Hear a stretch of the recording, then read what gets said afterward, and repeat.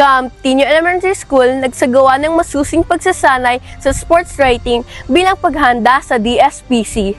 Isinagawa kamakailan ang isang masusing pagsasanay sa larangan ng pagsulat ng balitang pampalakasan ng mga piling mag-aaral ng Camp-Tinio Elementary School bilang paghanda sa nalalapit na Division School Press Conference sa Dibisyon ng Kabanatuan. Layunin ng naturang pagsasanay na mapaghusay ang kalaman at sanayan ng mag-aral sa sports writing, partikular sa wastong pag-uunawa sa larong pampalakasan at epektibong pagsulat ng balitang sports. Sa pamamagitan nito, nahasa ang kanilang focus, kritikal na pag-iisip at kakayahang magbigay ng malinaw at makabuluhang ulat tungkol sa pangyayaring pampalakasan.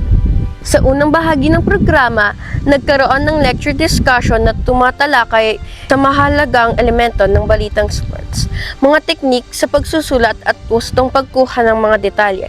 Ito ay sinundan ng iba't ibang kaugnayan na aktibidad gaya ng pagpapanood ng mga aktual na laro at pagbuo ng sariling balitang pampalakasan, kung saan aktibong nakilahok ang mga mag-aaral. Ang pagsasanay ay pinungunahan ni Ginoong Jason Santos, Master Teacher 1 mula sa Eastern Cebu National High School, na kinikilala bilang isa sa mga mahuhusay na coach-writer sa larangan ng sports sa dibisyon.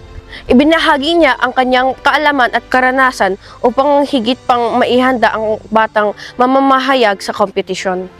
Sa kabuuan, ang pagsasanay na ito ay patunay na patuloy na pagsuporta ng Camp-Tinio Elementary School sa panglinang ng husay at talento ng mga batang mamahayag, lalo na sa larangan ng pagsusulat ng balitang pampalakasan. Kasama ang buong CTS Media Team, ako si General Lagman mula sa 6S PJ Resa, learner reporter ng Camp-Tinio Elementary School, nag-uulat para sa DepEd Hour.